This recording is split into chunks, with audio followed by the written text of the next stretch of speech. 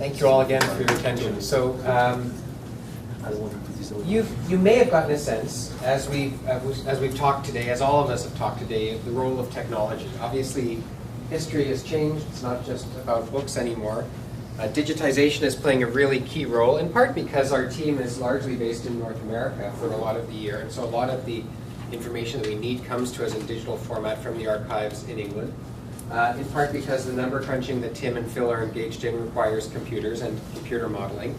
The artifacts that the conservators are producing will ultimately end up in some sort of manipulatable digital format, ideally, so they don't have to be, as Amandina reminded me last night, taken out of their oxygen-deprived environments and touched so that they will decay again. So computers are becoming key to absolutely every type of inquiry that we undertake. Spearheading part of the digital component to this product is my friend and colleague Zack MacDonald. Zack did his master's thesis on Herstmonceux a number of years ago and then went off and became an information specialist at the University of Toronto. And he now works as one of the librarians at St. Jerome's University, and he's really been the motor that's pushing me more and more to look at digital mapping. And so we want to just give you some examples to expose you to another type of way that historians can benefit from digital modeling and digitization. I'll start off. I'm going to speak only briefly, and then I'll let Zack take the lead because he really is the expert on this, and I'm just a poser. You've been hearing a little bit about this marsh, this wetlands in which Herstmonceux exists, so I think I'll start with that. Historians know some things about coastal land loss and land gain in Sussex between late antiquity and early modernity, as you've heard. For ancient history, for example, for antiquity, we know for sure that when the Romans built their timber fort at Anderidum in the late 3rd century CE, beneath what is today Pevensey Castle, the landing point, by the way, 1,000 years later for William the Conqueror. The Romans did so on the edge of what has been described as, quote, a great lagoon, averaging 8 feet above sea level. One more. There you are. That is what the lagoon would have looked like naturally. That is what it looks like later. Can you all see the difference? Tim showed you a more complicated drawing. I've given you one that is primitive. Sometimes the primitive works nicely. We'll show you what happens when we model it later. That lagoon was formed between the high hills of Eastbourne and Willingdon on the west, Hailsham on the northwest, Herstmonceux and Wartling on the northeast, and Hoo and Bexhill on the east. Expanses of low-lying land punctuated this natural marshland, as did islands. There were islands in the sea, such as those at Glenley, Horsey, and Chile, the latter two of which sit at elevations of about 30 feet. There were also streams, such as the one at Hurst Haven, which flowed from Herstmonceux and Megham down and, quote, united at Pevensey after receiving various tributaries to form the Pevensey Haven, the mouth of which formed the port of Pevensey, where again William the Conqueror landed his fleet in 1066. We also know, largely anecdotally, that after Roman occupation, the shoreline shifted and man and nature colluded to drain this great marsh. The channel current deposited shingle and silt accumulated along the shorelines into Pevensey Bay. So the channel naturally moves in this direction, and as the current moves, it's depositing the sediment at the bottom of the sea into this low-lying marshland, and so gradually, you know, if you think of a bucket and you pour water, or drop rocks rather into the bucket, the water is displaced, and that's what happens with the marsh. How soon men began to imitate this action of nature and build impediments, embankments to shut the waters out is very difficult for historians to say. Domesday Book from 1086 mentions that salt waters still flowed freely over much of the lagoon. The existence of 13 salt pans in Hailsham and 4 at Hoo attests that they remained at the edge of the swamp, while other more central estates, places like Horsey, Horns, and Glenley, and Peeling, had no salt pans and had already thus been drained by that time. Now, beginning in the first quarter of the 13th century, we see from archival sources that drainage was a major issue for landholders. A conveyance from 1223 stipulates that the transfer of a marshland fishery was valid, quote, even if perchance the parcel becomes firm land. So the sale of the fishery was valid even if the water dries up and there's no more fish, you still have to buy it. 40 years later, in 1263, a widow named Agnes enclosed a portion of her swampland to drain it. While her neighbor refused to pay the cost to enclose his share of the swamp, she took control of his property. And this was legal. I think of this sometimes because I put a fence up between my backyard and my neighbor's backyard, and the bylaw says that they have to pay half of it. They refused to pay half of it, but by law they had to pay half of it. And so it was the same thing for Agnes. She was within her rights to seize control of her neighbor's property because they weren't doing what they were supposed to drain the water and make more farmland. And those actions were typical in the 13th century, as Sussex landowners made concerted efforts to work together to drain and keep dry their wetlands and coastlands. So important was the maintenance of sewers, dikes, and ditches that in the year 1289, the Crown appointed the very first commissioners of sewers for the Sussex coast. This office became an annual appointment until the mid-15th century. So we see centralized government saying we're going to take responsibility for infrastructure. We need an officer whose job it is to oversee drainage. Drainage is the big challenge in this part of the world for farming, and wealth is tied up in farming. So there's a motive for society. The officers of sewers monitored landowners' efforts to keep coastal waters at bay and obliged them to maintain and repair aquatic deterrents and controls. Flooding remained, however, a constant threat throughout the 13th and 14th centuries. At its most extreme, the loss to life and land was enormous. And I'm thinking now of, for example, the Great Channel Flood of 1287, which just anecdotally swept the sizable town of Winchelsea. Old Winchelsea. When I say sizable, I mean there were 700 houses in Old Winchelsea, probably at least 50 inns and taverns, and 2 major churches. And this storm swept that settlement into the English Channel. It was built upon a very fragile shingle spit that had accumulated, and people didn't realize it, built up a settlement. The whole thing went into the channel. The channel flood also destroyed Broomhill. The River Rother was diverted from its port at New Romney to Rye, effectively leading to the decline of one previous port town and the rise of another newly formed port town. Imagine if you were living inland and all of a sudden you woke up in the morning and you found yourself on the seaside. Hastings Castle, you've heard a lot about Hastings today, collapsed into the port, blocking it to ships. So this was a major, major storm. It did massive destruction. By the 14th century, heavy rainfall exacerbated the threat of coastal inundation. In 1341, the farmers at Hoo, an estate just immediately adjacent to Herstmonceux, as you've heard earlier, lost 400 acres of arable farmland. At Hoo, not only had marshes been inundated, but upland arable lay untilled because of the poverty of parishioners. The Latin is praedefectu et paupertate parochiarum, and the total valuation of land had fallen massively. In fact, the Nonarum Inquisitionis, which you've been hearing about, produced a year later as a sort of parish-by-parish inquiry, which was intended to explain to Edward II the reason for the sharp decline in the land values. He wanted to know why his land wasn't worth as much. Since the time of Pope Nicholas IV's Taxatio Ecclesiastica of 1291, shows that in the 50 years leading up to 1341, Sussex had lost more than a staggering, wait for it, 10,000 acres of arable farmland. Most of it along the coast, of course. 5,600 formerly cultivated acres were said to be lying untilled, and a further amount of more than 3,500 acres had been flooded by the sea.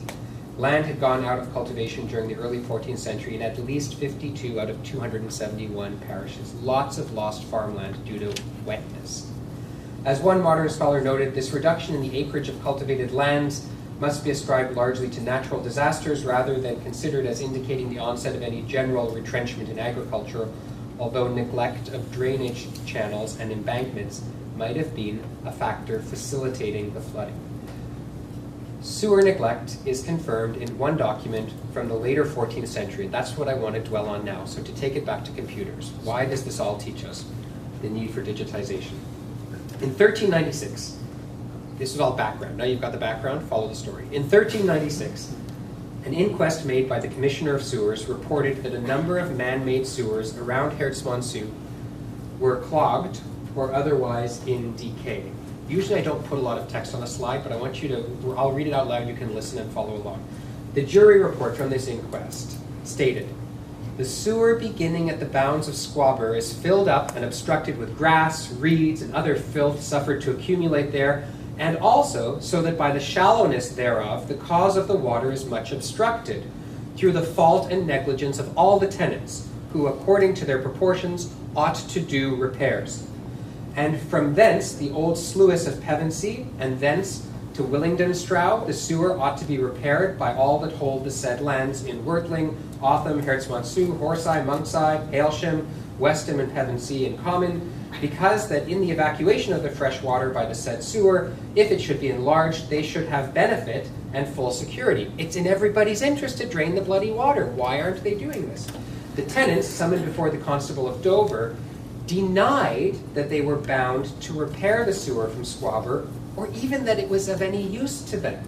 But they said that there was a sewer called the Manxai Stream, beginning at Hurstbolt and extending below Waller's Haven to the old port of Cotting, which they were using instead.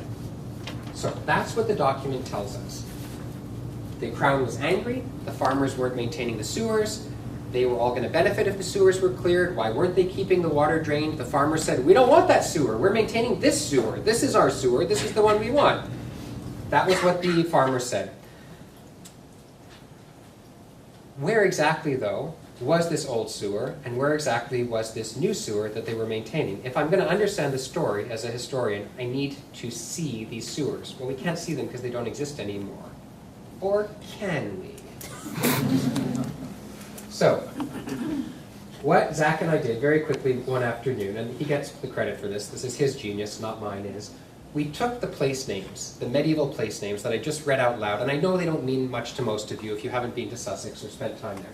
We took these medieval place names, and we did our best to find their modern corollaries. And we mapped out, oh, well, here's one, here's one, here's one, here's one, here's one, here, and we connected the dots, looking at aerial photography and trying to see where the old sewers were. We realized, okay, we're pretty confident as historians, pretty confident, give or take a little variation, that that's what was clogged. That's what the Crown wanted drained. Then we said, okay, so the other sewer must have been roughly in that area because they were using it as a defense. They were saying, we don't need that because we've got another one probably somewhere here or maybe here. So then we mapped out the places where they said their sewer was. And it's here. It has nothing to do with the drainage that the Crown was upset about. This was really important because it changes my understanding of the document now. The farmers weren't arguing, we don't need an old sewer, we have a new sewer. They were arguing, we are maintaining a sewer in a totally different part of the county, and we can only be expected to do so much. The government has to assume more responsibility for infrastructure. It's a different legal argument that they were making in a different context. We can only see that by mapping it digitally. This was very important, and this type of visualization really does shift the way that we interpret the documents. Now I'm going to pass it over to Zack, and he'll give you some more examples. Quickly? Sure, yeah, so Zack just recently pulled this down. This is actually LiDAR imagery, yes? Yes. Very shallow. So LiDAR, you've heard a little bit about it. It's a ground penetrating radar. Really cool stuff. You put a plane or a drone in the air that takes a photograph of the ground, and it can get an image of what is beneath the surface. So the archaeologists are using this to look for possible areas of investigation. We use it to see, this is a very shallow, just 25 centimeters depth, right below it. We used it to see, well, what does the LiDAR show? Go back and show them the map of the sewers. So remember that shape? These are the sewers that we were able to map. Now look at the LiDAR. Haha, we weren't wrong. There's the missing sewers. There's still indentations just under the ground. So we're pretty confident that our technique of mapping old place names onto new place names, connecting the dots, looking at aerial photography, when we see what's beneath the ground, yeah, that's where the ditches were for sure. So it's not just beneath the ground. These are maintained to this for day floodlands as today. These are still there's still the routes that the drainage goes down today when it floods. So this is data from the UK Environmental Agency, and they're tracking this still to this day to make sure that we're not losing precipitous amounts of land to flooding. So these are the same sewers being maintained to this day. Okay. So now some GIS information. This is new. Is it? Yep. Is it? Oh, look, you've never seen that before. This is all your old stuff. Well, you didn't delete it. I did. Well, you put it back. Now we're back. Okay. Now we're to the new stuff that's actually important. Your stuff is not. All right. Okay. Okay. Sorry. It's funny, just not cutting. Yeah. I have to take my hits when I can because I took 2-3 years of it already. So okay. So working with and analyzing historical and environmental climate data requires an advanced understanding of how many different natural and human factors influenced each other. Mapping and cartography have always had the capacity to bring together an abundance of data in a single medium. Medieval cartography teaches us more about their world than mere locations and place names. Old maps reveal how medievals understood the world and their place in it. Post-medieval maps with increasingly accurate measurements and representations of terrain and settlements reveal the extent of historic environments and demonstrate how the world was connected or disconnected via trade routes and other connections.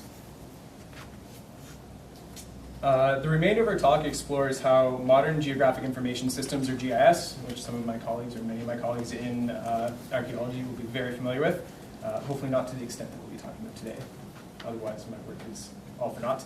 And other digital scholarship techniques allow historians and archaeologists to synthesize vast and disparate data sets in a single, multifaceted medium. We discussed some of the different ways GIS, specifically ArcGIS and Google Earth, have been used to explore the historical environment at Herstmonceux and suggest possible future avenues of exploration that GIS and other digital methods would benefit the Herstmonceux project's team goals to analyze and disseminate knowledge about the impact of medieval climate and on landscapes and people.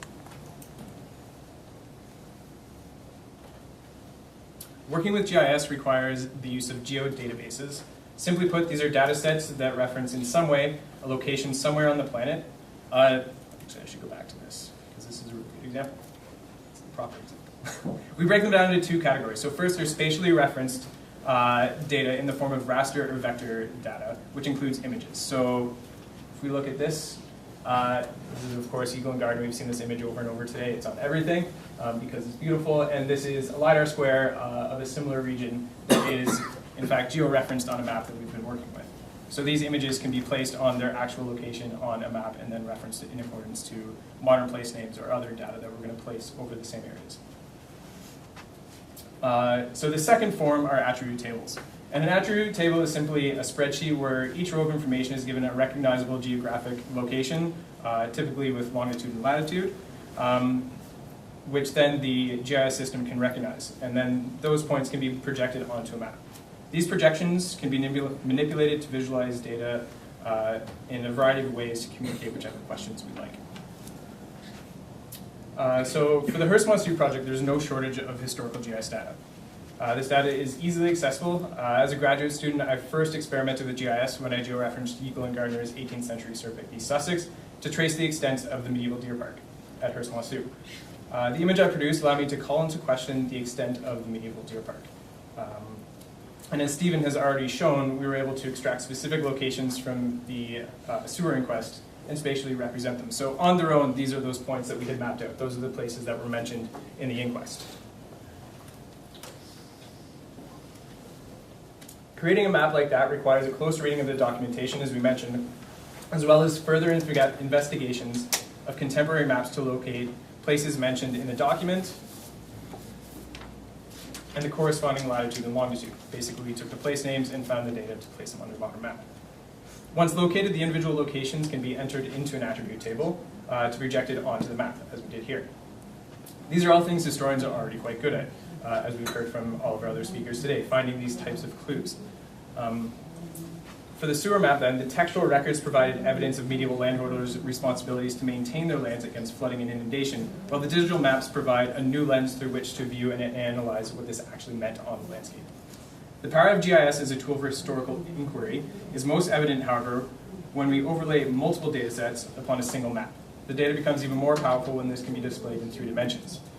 In the previous maps, the points on the map identify only those locations mentioned, while adding complementary data, such as the outline of Hersthaven, which was the green line on the left, which we were describing, as well as adjacent waterways. So we had Pevensey Stream, which is the one that they described as the other alternative waterway in orange, and then the subsequent orange one underneath, the darker orange. That was a sewer that was added in 1490 to take further flooding stress off the levels. And then we have, I lost the name of the other one. Essentially, we created a better picture by adding more data. Furthermore, complementary data layers such as precipitation and temperature data from dendrochronological records, for example, would create a richer environment to study alongside the textual records. Each additional layer adds more context and information to a single frame. The geographers, or in this case the librarians, visualization of the data allows the historian to better understand the text. Until recently, we have relied on static images like this one and the one that Stephen showed us earlier to represent historical coastlines and floods such as these that we've been talking about. This data set, however, this one, and you would have seen this was also in Tim's more detailed map. I imagine you got that from the UK Environmental Agency? Okay, so same data set, and this data set actually covers the entire UK, I imagine. So, and what this data set is showing is all of the land in the UK, which is 2 meters above sea level or lower. So if it's 2 meters or lower, it's being represented in these images. And which, as you can see, it's nearly identical to the other static images that we have of historical coastlines of the levels. So ArcGIS provides the ability to create interactive, multi-layered maps, as well as applications to communicate information beyond these static images. Historical flood data from the UK Environmental Agency, dating from the 1940s, is currently available online in a web application, and it shows the exact extent of flooding in the levels as far as Hailsham and Boreham Bridge. So this is Hailsham just up to the left, and to the far right there is Boreham Bridge at the extent of the levels. So this is flooding that has happened from 1940 to the current day. And this isn't just a static map. You can go to this online and you can actually go all around East Sussex to see exactly where the flooding is happening. Unfortunately, when you click on the shapefiles, which are these black outlines where the flooding is happening, you can't actually access the data. Whereas on the maps that we're creating, when you click on the shapefiles, you can actually get the text that's describing it or the actual data set. So we're able to do that level of photographs. Or photographs, or whatever data we want to actually layer on with it. So this is a low-level example of what can be done with data. They're able to create actual shapefiles because they know the actual land that was flooded. We're just dealing with the extent of acreage lost. A similar map from Baker shows the extent of flooding in Sussex in the 14th century. We can use GIS in a similar way to reconstruct medieval flooding and land loss far more effectively than written descriptions or analog images such as this one.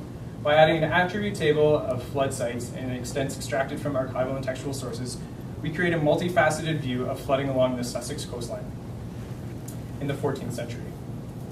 The text reveals the acreage lost to flooding, as well as instances of land going untilled due to the poverty of tenants. While adding additional flood data from textual records, it would expand our understanding of the extent of flooding across the medieval landscape, incorporating local stories such as the sewer inquest onto a single map better demonstrates how medievals negotiated challenges from nature.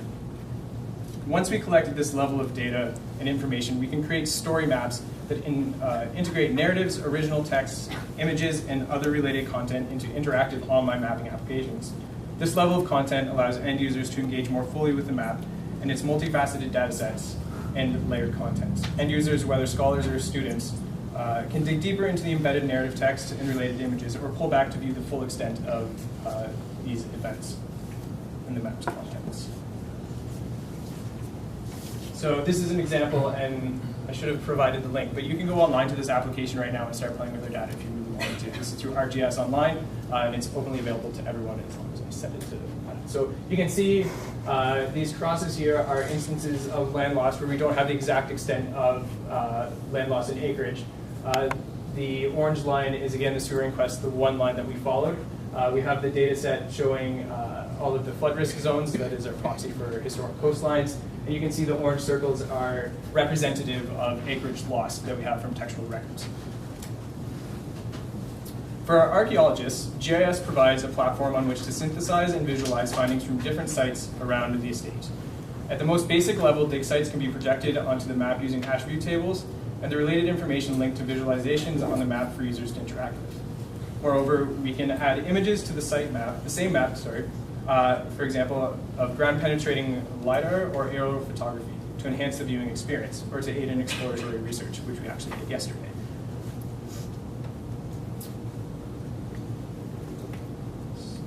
As you can see, this is just a plain map with our dig sites from, I believe, 2015, which we had the opportunity to see earlier today. And this is the same map with LiDAR georeferenced over the top. So you can see the ground penetrating radar outlining some of the different features on the landscape. So very useful to look at and very useful for looking for future dig sites. You don't have it live, so you can show them what happens? I don't, but I'd be very happy to show anyone and everyone else. So basically each of those dots represents a dig site, and if you move the mouse over and you click on it, up comes the information saying these are the artifacts, these are the coordinates. We can link that to the digital catalog with the images from the conservators, right? So someone could basically get a bird's eye view of the land and say, well, what happened there? And what's happening here, right? And all of the information is linked together in this very dynamic visual map. So you can see on the far side there, that's the box that comes up when you first looking at it. We don't have the live image because we don't have the images uploaded onto our GIS archive itself. This is simply linking out to the Medial Environment website. So you click on that link and it shows you the picture of that actual dig site. So this is at a very basic level what we can do with this technology. At a higher level, we can use GIS to reconstruct historical landscapes in 2 dimensions and even 3 dimensions using archaeological findings. Here I have to apologize because I was dealing with an incomplete knowledge set with this particular site. I'm now fully aware of what happened and where this site is because of Amelia's talk this morning. But this is basically working from the findings at the stable site and what we can do with it. So this slide shows a georeferenced image of the site plan from Herstmonceux Stables dig site. And by projecting the original image onto the landscape, we can view the same level of detail that we get just looking at that static image in the report. But we can view it in the context of the surrounding landscape. So that's where the site is. Am I close? Okay. So you can see this is giving you a projected view from the side of where that site is as well. And this is just the overhead with the castle in near proximity. By projecting the original image, we can see the context around the dig site. In Google Earth as well as in ArcGIS, we have the capacity to view the landscape in 3 dimensions with terrain data and view a fuller context of what was actually happening. So that's what this is. So we can go even further by using more advanced digital techniques and GIS to render a 3-dimensional representation of a dig site onto the landscape. Using the original site plans and the CAD program SketchUp, we can very quickly produce a 3D rendering of the site, which is this in the box. So I very quickly went in, took the measurements to the best of my ability with the knowledge that I had, and brought up a 3D rendering of what the stable compound might have looked like on top of the landscape. And you can see in the background, the castle is fully in 3 dimensions. This is purely an example of how the rendering can be achieved. In this case, only the exterior walls were built up, and the height here is only a meter. Applying this technology allows us to revisit sites digitally and enables other end users and scholars to explore sites long after the dig is complete. Furthermore, by combining archaeological expertise, textual descriptions, and digital modeling, it is possible to recreate individual buildings such as this, or even entire landscapes or communities in 3 dimensions, and then have people walk through it in a digital world. These GIS examples really just skim the surface of possibility on the frontiers of digital humanities and the Herstmonceux project. 3D scanning makes it possible to share archaeological finds across the globe almost instantly by sharing high-resolution scans available online and to examine in 3D anywhere. These scans can now be easily printed in 3D to be displayed to the public or used in the classroom or in labs. For international research teams or classroom instruction, these 3D models create an experience as close to interacting with the original objects as possible, especially when you're here in southwestern Ontario, far removed from East Sussex. We do not have, as yet, any 3D models of the objects found at Herstmonceux, so I have a proxy for you. What this is, and Stephen can take it, is 3D rendering, a laser scan of a Viking belt buckle that is freely available online. If you wanted to, you could go to your local library, download the file, and print it if you wanted your own. And to illustrate the type of dissemination that these types of objects have, this object itself has been downloaded just under 3,000 times and has been viewed over 14,000 times. And it's found on an online archive of 3D renderings called Thingiverse. So it's one very small example of the type of dissemination these types of things can have. And it's just fun to print a belt buckle in 3D. So imagine the keys and the coins and all the stuff, the little tiny items that you saw in the archaeology presentations. If we make those files available, if we get a 3D printer going for students in the classroom, all of a sudden the coins that were folded and hooked in for the love amulet can be opened up and flattened, and you can manipulate them, right, without having to damage the original. The students can touch them and get a sense of the size, the dimensions. And to bring it all back again with GIS, we can then take those 3D scans, and that's what you can actually access on the site plans that we put in 3D on the map. So you can go in geographically to the actual location, view the site in 3 dimensions, and click on a link to look at the actual... and then produce one for home. Produce it, but you're seeing the items as they were found in the ground, or as close to as possible as you can from southwestern Ontario. So you have kids in Iowa, right, who will be able to reprint the coins that are found at Herstmonceux. It's amazing. The learning value is huge. So I'm just going to end with a brief note on knowledge mobilization and teaching. Here in Canada, the public dissemination of government-funded research projects is mandated and a priority. As such, it is vital that we researchers show that we are making strides to mobilize our knowledge. These GIS applications are an ideal tool for the task. For students of history and archaeology, moreover, learning to work with these digital projects provides a necessary skill set to succeed as scholars in the future. Implanting digital project outcomes into coursework or into programs like the Herstmonceux Field School can be achieved without sacrificing content or traditional research and writing requirements. And I'll just do a shameless plug at the end. Typically, a librarian is very happy to inject those into your coursework programs, like I will be doing with Stephen with a few of his courses. So always thank your librarians and work with your librarians. On that note, I will say thank you. And thank you all very much.